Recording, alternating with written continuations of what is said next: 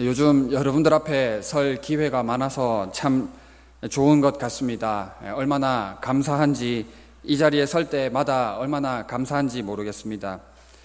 어떻게 보면 이것이 저의 입장에서 보면 위기가 아닌가 하는 생각을 해보기도 합니다. 무슨 말이냐면 매주 하는 설교고 매번 하는 설교지만 설교 한 편 한 편 준비해서 설교단에 서는 것이 결코 쉬운 일은 아니기 때문입니다. 더군다나 여러분들과 함께하는 말씀의 삶을 또 준비해 가면서 이런저런 일들을 감당해 나가는 것이 위기 아닌 위기인 것 같다라는 생각을 하게 됩니다. 그래서 그런지 조금 볼멘 소리 같겠지만 요즘 정말 남다른 말씀의 삶을 살고 있는 것 같습니다.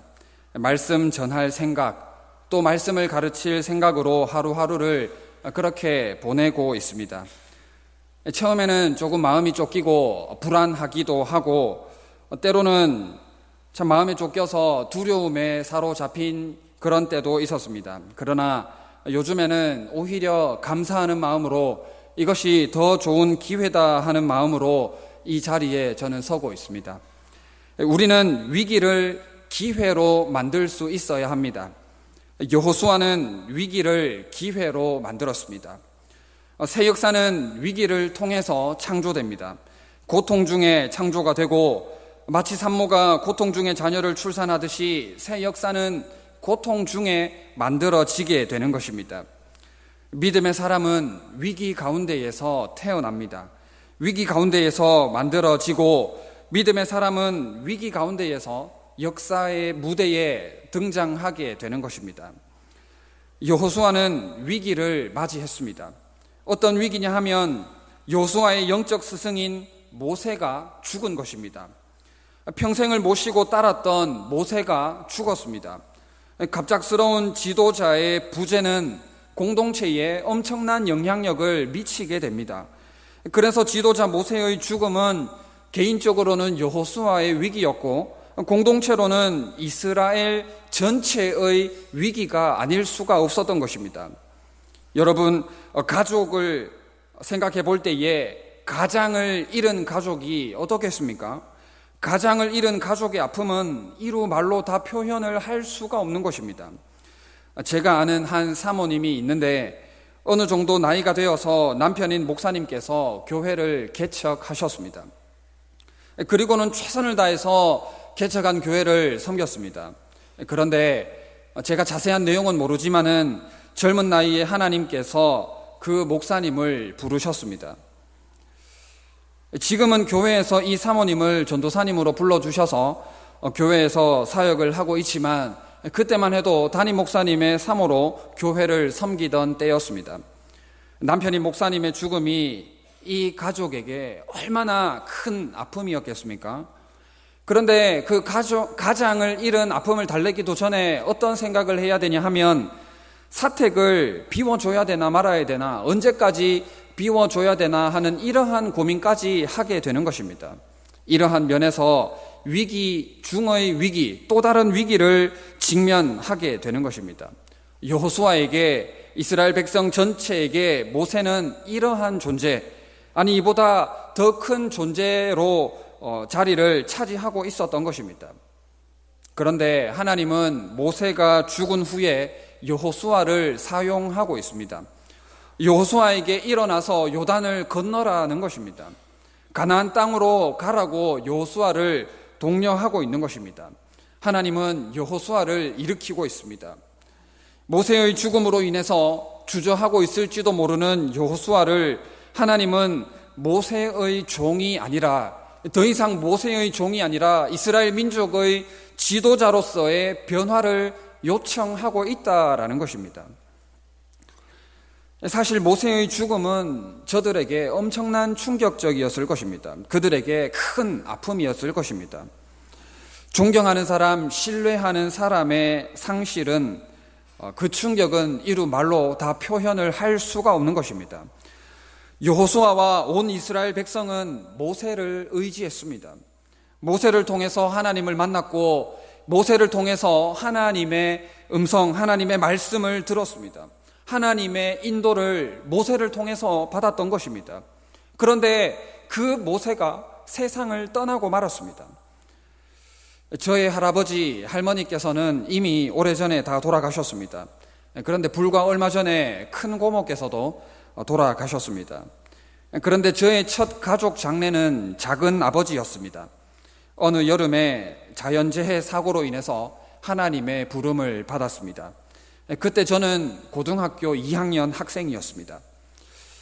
할아버지 할머니께서는 아들의 갑작스러운 죽음 때문에 기절까지 하셔서 병원에 입원했던 기억을 가지고 있습니다.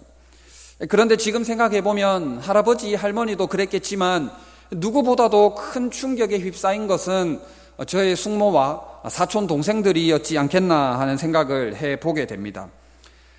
지도자를 잃은 아픔이 바로 이러한 아픔과 견주어 볼 수 있지 않겠나 하는 생각을 해봅니다. 정말 큰 아픔이고 슬픔이고 너무나도 큰 충격이 아닐 수가 없는 것입니다. 다소나마 모세의 죽음으로 인해서 무거운 말씀을 좀 드렸습니다마는 이러한 위기는 우리에게 변화를 요청한다 하는 것입니다. 이러한 죽음이라는 큰 위기 앞에서 앞으로 어떻게 해 나가느냐, 앞으로 우리의 발걸음을 어떻게 옮겨 나가느냐 하는 것이 더 중요한 문제가 되는 것입니다. 우리 인생에서 변화는 피할 수 없는 문제입니다. 그러므로 피할 수 없는 변화라면 그 변화를 잘 반응해 나가는 법을 배워야 하는 것입니다. 변화에 잘 반응할 때에 우리는 인생의 승리자가 될 수 있는 것입니다. 여호수아는 인생의 기로에 서 있습니다. 담대히 지도자로서의 지도력을 발휘할 것인가, 아니면 모세의 종으로서 이대로 주저앉아 버릴까 하는 문제입니다. 여호수아는 두 가지 문제에 직면해 있는데, 하나는 바로 과거의 문제이고 또 다른 하나는 미래에 대한 두려움의 문제입니다. 어떻게 과거의 모습을 버리고 새롭게 태어나느냐 하는 것이고, 또 여호수아는 하나님의 명령에 앞에 두려워하고 있습니다. 가나안 땅을 어떻게 정복해야 할까? 이러한 엄청난 임무를 여호수아는 두려워하고 있다라는 것입니다. 엄청난 변화 앞에서 여호수아는 두려워하고 있는 것입니다. 지금은 변화의 시대입니다. 변화를 예측할 수 없는 시대가 바로 지금입니다. 변화에 열려 있고 변화에 적응해 나가야 합니다. 그러므로 우리는 변화에 잘 적응할 뿐만 아니라 오히려 변화를 주도해 나가는 것이 필요합니다. 우리는 정말 변화를 잘 관리해야 됩니다. 다시 말하면 위기가 닥쳤을 때에 그 위기를 잘 넘어가는 위기 관리를 잘 하는 것이 필요하다라는 것입니다. 그렇다면 위기를 기회로 만들기 위해서 우리는 어떻게 해야 되겠습니까? 그렇게 하기 위해서 우리는 익숙한 것들과 결별해야 합니다. 과거로부터 떠나야 된다라는 것입니다. 새 역사는 떠남에서부터 시작이 됩니다. 아브라함이 갈대아 우르를 떠날 때에 새 역사가 창조되었습니다. 새 역사를 창조하기 위해서는 먼저 과거를 파괴해야 합니다. 모든 새로운 창조는 익숙한 것들을 파괴하고 버리고 떠나는 것에서부터 시작이 되는 것입니다. 여호수아는 새 역사를 창조하기 전에 먼저 자신을 새롭게 변화시켜야 했습니다. 우리에게 가장 큰 문제가 되는 것은 내가 나 자신을 어떻게 생각하느냐 하는 것입니다. 내가 나를 어떠한 사람으로 이해하느냐 하는 것입니다. 어떤 생각을 가지고 어떻게 살아가느냐에 따라서 우리의 현재와 미래는 결정되기 때문입니다. 여호수아의 이미지는, 이제까지의 여호수아의 이미지는 모세의 종이라는 이미지였습니다. 여호수아는 그동안 종으로 살았습니다. 여호수아는 본래 애굽의 노예 출신입니다. 모세와 여호수아와 온 이스라엘은 본래 노예였습니다. 그래서 그들은 노예처럼 생각을 했고 노예처럼 말을 했고 노예처럼 행동을 했습니다. 비록 그들이 지금은 애굽을 떠나 있다고 하지만 그들은 여전히 자신들을 노예로 생각을 했던 것입니다. 그래서 하나님은 모세를 통해서 저들의 잘못된 생각을 바로잡기를 원하셨습니다. 출애굽기 19장 5절과 6절에 보면 세계가 다 내게 속하였나니 너희가 내 말을 잘 듣고 내 언약을 지키면 너희는 모든 민족 중에서 내 소유가 되겠고 너희가 내게 대하여 제사장 나라가 되며 거룩한 백성이 되리라. 너는 이 말을 이스라엘 자손에게 전할지니라 했습니다. 하나님의 소유가 되겠고 제사장 나라가 되고 거룩한 백성이 될 것을 모세를 통해서 저들에게 말씀해 주고 있는 것입니다. 이런 말씀을 통해서 저들에게 이전의 모습을 벗어버리라는 것입니다. 과거의 모습을 벗어버리고 떠나고 새롭게 될 것을 하나님은 요구하고 있는 것입니다. 모세도 같은 경험을 했습니다. 하나님이 모세에게 출애굽의 사명을 맡기셨습니다. 바로의 손에서 이스라엘 백성들을 구원하라고 명령하셨습니다. 그때 모세는 할 수 없다고 말을 했습니다. 자신은 무능하다라는 것입니다. 이런 모세의 생각을 바꾸기 위해서 하나님이 특별한 처방을 내리셨습니다. 하나님은 모세의 생각을 바꾸고 바로 앞에서 어떻게 쓰임받게 하기를 기대하셨느냐 하면 하나님처럼 되리라라는 말씀을 주셨습니다. 아주 극단적인 방법인데 출애굽기 7장 1절에 보면 이렇게 말씀을 하고 있습니다. 여호와께서 모세에게 이르시되 볼지어다 내가 너를 바로에게 신같이 되게 하였은즉 내 형 아론은 내 대언자가 되리니 했습니다.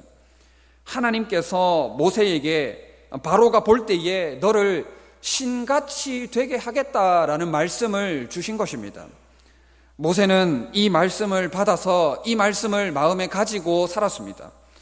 그래서 모세는 이날 이후로 하나님의 대변자로서 전지전능하신 하나님의 대사로 쓰임을 받게 되었던 것입니다.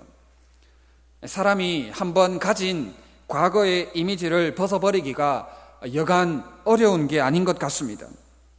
저의 어릴 적 친구가 고신대학교에 입학을 했습니다. 그리고 이내 세월이 지나 신대원에 입학을 하더니 그러더니 어느 날 본교회로 사역을 하게 된 것이었습니다. 어릴 적부터 함께 먹고 자고 놀고 울고 불고 했던 친구가 한순간에 어느 날 갑자기 전도사님으로 나타난 것이었습니다. 어릴 적부터 가진 이미지가 친구였는데 함께 목욕탕에 가고 함께 남자들이 하는 수술도 하면서 이렇게 지냈었는데 어느 날 전도사님으로 나타나니 여간 힘든 것이 아니었습니다.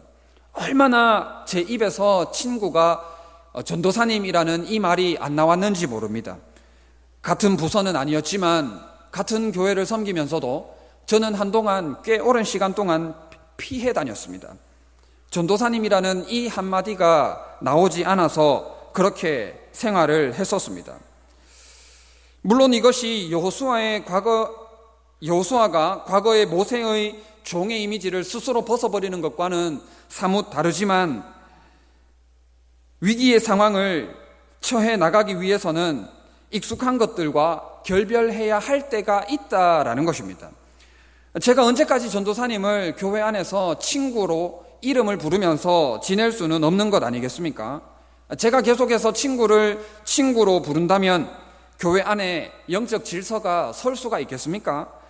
과거로부터 떠날 때는 떠나야 되고 과거를 버릴 때는 버려야 되고 새로운 것을 취할 때는 과감하게 새로운 것을 취해야 하는 것입니다. 여호수아도 같은 경험을 하고 있습니다. 여호수아는 모세의 종, 모세의 수종자로 살았습니다. 언제나 모세의 곁에서 모세를 섬겼던 사람이었습니다. 그런데 지금 여호수아는 따르는 사람이 아니라 종이 아니라 이끄는 사람으로 지도자로서의 변화의 순간에 와 있는 것입니다. 여호수아가 할 일은 영적인 스승인 모세를 아름답게 떠나보내는 것입니다. 위기를 기회로 만들기 위해서는 과거를 과감하게 버려야 합니다. 떠나야 합니다. 미래를 향해 전진해 나가기 위해서 우리는 매일매일 과거로부터 떠나는 훈련을 해야 하는 것입니다. 과거의 성공으로부터도 떠나야 되고 과거의 실패로부터도 우리는 떠나야 합니다. 우리의 과거가 우리의 내일을 붙잡지 않도록 우리의 미래를 방해하지 않도록 우리는 버릴 것들을 과감하게 버리고 새로운 출발을 결단해야 하는 것입니다. 과거를 떠나는 것, 과거를 버리는 것이 너무너무 중요하지만 더 중요한 것은 바로 미래를 향한 전진이다 하는 것입니다. 떠남이 중요한 것은 새로운 만남이 있기 때문입니다. 비움이 중요한 것은 채움이 있기 때문이고, 파괴가 중요한 것은 새로운 창조가 있기 때문입니다. 버림이 중요한 것은 얻음이 있기 때문입니다. 요수아를 괴롭히는 것은 두려움이었습니다. 보이지 않는 것에 도전하는 두려움, 새로운 임무를 잘 수행할 수 있을까 하는 걱정, 이러한 두려움이 여호수아를 사로잡고 있었습니다. 그래서 여호수아에게 두려워하지 말라고 하나님은 거듭해서 말씀을 하고 있는 것입니다. 본문 1장 6절에 보면 강하고 담대하라 했습니다. 7절에서도 오직 강하고 극히 담대하여 라고 말을 했고, 9절에 강하고 담대하라, 두려워하지 말며 놀라지 말라, 내가 어디로 가든지 내 하나님 여호와가 너와 함께 하느니라 라고 말씀을 하는 것입니다. 하나님은 두려워하고 있는 여호수아에게 거듭 말씀해 주심으로 인해서 여호수아를 격려하고 두려움에서 떠나가기를 기대하고 있는 것입니다. 위기를 기회로 만들기 위해서 우리는 두려움을 정복해야 합니다. 그래야 미래를 향해 전진해 나아갈 수가 있는 것입니다. 우리는 알게 모르게 내 삶 가운데 두려움이 존재하고 있음을 알아야 합니다. 그것 때문에 우리들의 삶이 앞으로 전진해 나아가지 못하는 것입니다. 그것 때문에 우리는 주저하게 되고, 그것 때문에 우리는 우유부단한 삶을 살고 있는 것입니다. 이것도 저것도 선택하지 못하는, 이도 저도 하지 못하는 애매한 상황에 처하게 되는 것입니다. 하나님은 우리가 위기의 상황 앞에서 주저앉아서 아무것도 하지 못하는 인생이 되기를 바라고 있지 않다라는 것입니다. 달란트 비유에서 보면 한 달란트 받은 사람은 그 달란트를 땅에 묻어두었습니다. 왜 땅에 묻어두었습니까? 두려워했기 때문이었습니다. 마태복음 25장 25절에 보면 두려워하여라고 말씀을 하고 있습니다. 두려워하여 나가서 당신의 달란트를 땅에 감추어 두었나이다 라고 기록을 하고 있습니다. 두려움을 핑계 삼아서 게을렀습니다. 두려움을 핑계 삼아서 나태했습니다. 두려움을 핑계 삼아서 아무것도 하지 않았던 것입니다. 두려움을 핑계 삼아서 미래를 향해 전진해 나아가지를 못하고 그저 땅에 숨겨두는, 주인의 즐거움에 참여하지 못하고 주인의 책망을 듣게 되는 것입니다. 우리는 미래를 향해 전진해 나아가는 사람이 되어야 합니다. 그러기 위해서는 우리는 행동하는 사람이 되어야 됩니다. 두려움 때문에 주저한다면, 두려움 때문에 고민한다면 아무것도 할 수가 없습니다. 새로운 일을 시도하는 믿음으로 전진해 나가는 사람이 되어야 합니다. 우리는 실패를 두려워하지 말아야 됩니다. 실패보다 더 두려워해야 할 것은 그 두려움으로 말미암아 아무것도 하지 않는 것입니다. 아무것도 하지 않으면 아무것도 이룰 수가 없습니다. 아무것도 하지 않으면 아무것도 배울 수가 없고 미래를 향해 전진해 나아갈 수가 없는 것입니다. 그렇다면 우리가 이러한 두려움을 정복하기 위해서 어떻게 해야 되겠습니까? 우리는 하나님의 동행하심을 믿을 때에 두려움이 정복된다는 사실을 믿어야 합니다. 하나님의 함께하심을 믿을 때에, 하나님의 동행하심을 믿을 때에 두려움이 정복되는 것입니다. 두려움의 반대말은 믿음이라고 할 수 있을 것인데, 두려움이 찾아왔을 때에 우리가 믿음으로 반응을 하면 우리는 두려움을 이겨낼 수가 있습니다. 우리의 믿음은 하나님을 믿는 믿음에서 나오게 됩니다. 하나님의 말씀을 믿는 믿음에서 나오게 되는 것입니다. 다윗은 만군의 여호와 하나님의 동행하심을 믿었습니다. 만군의 여호와 하나님의 동행하심을 믿었기 때문에 하나님의 이름이 모욕을 당하는 그 순간을 참을 수가 없었습니다. 그래서 그 누구도 대적하지 못하는 골리앗을 대항해서 여호와, 만군의 여호와의 이름으로 골리앗을 대적해서 승리를 취하게 되었던 것입니다. 다니엘의 세 친구들은 어떻습니까? 여호와 하나님의 함께하심을 믿었습니다. 그렇기 때문에 우상에게 절하지 않고 풀무불이라는 죽음을 선택할 수 있었습니다. 풀무불이라는 죽음 앞에서도 두려워하지 않고 과감하게 하나님 앞에서 올바른 믿음의 선택을 할 수가 있었던 것입니다. 그리 아니하실지라도, 그렇게 하지 아니하실지라도의 믿음으로 나아갔더니 두려움은 담대하게 정복이 되어지고 죽는 역사가 아니라 오히려 사는 역사가 저들에게 나타났던 것입니다. 우리가 두려움을 정복하기 위해서는 강렬한 사명의식을 가지는 것이 필요합니다. 두려움을 정복하는 길은 나 자신을 초월할 수 있는 일에 도전을 하는 것입니다. 자기 자신을 잃을 만큼 큰 일에 도전하면 우리의 생각에 두려움은 사라지게 됩니다. 예수님은 어떠셨습니까? 하나님의 구원 사역을 이루기 위해서, 너무나도 큰 과업을 이루시기 위해서 십자가를 지셨습니다. 십자가의 고통, 그 말로 다 할 수 없는 두려움을 이겨내실 수가 있었습니다. 할 수만 있다면 이 잔을 내게서 지나가게 해달라고 기도하기도 하셨지만 아버지 하나님의 뜻을 이루시기 위해서 능히 그 십자가를 담당하셨던 것입니다. 사도 바울은 어떻습니까? 사명 때문에 살고 사명 때문에 죽었습니다. 사명 때문에 자기 자신의 죽음도 두려워하지 않고 오직 복음만을 위해서, 오직 주 예수 그리스도를 위해서 살았던 것입니다. 자기 자신의 생명을 내주기를 조금도 두려워하지 않고 오직 믿음으로 미래를 향하여서 전진해 나아갔던 것을 볼 수가 있는 것입니다. 말씀을 정리하겠습니다.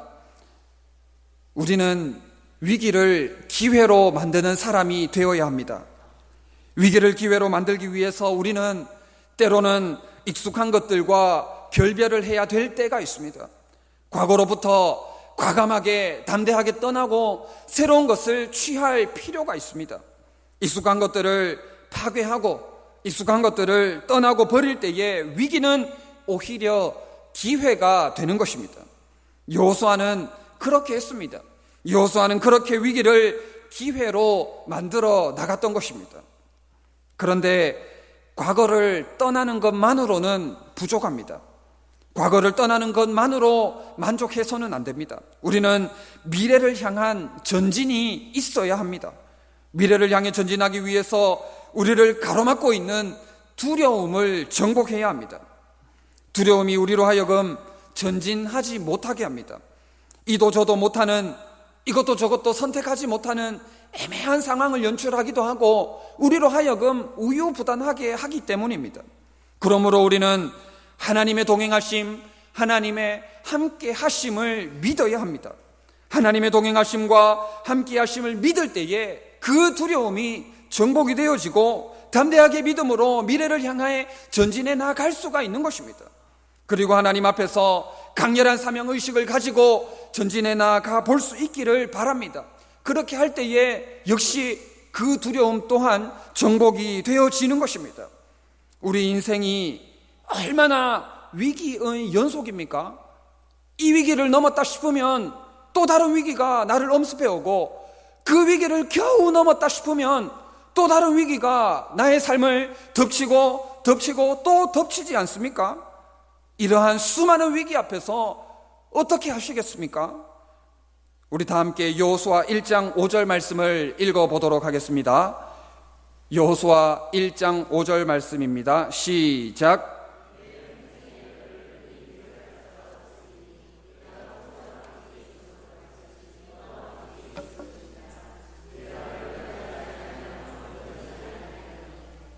아멘. 하나님께서 모세와 함께 하셨던 것처럼 저와 여러분들과 함께 하실 것입니다. 하나님께서 결코 저와 여러분들을 떠나시지 않고 버리시지 않을 것입니다. 이러한 하나님과 동행할 수 있기를 바랍니다. 함께 하시는 하나님을 믿음으로 나아가고 하나님을 향한 강렬한 사명의식을 가지고 나아갈 때에 내일을 향해 담대하게 나아갈 수가 있는 것입니다. 위기를 기회로 바꾸는 저와 여러분들 다 되시기를 진심으로 바랍니다. 네, 우리 주신 말씀을 기억하시면서 1, 2분 정도 기도하도록 하겠습니다.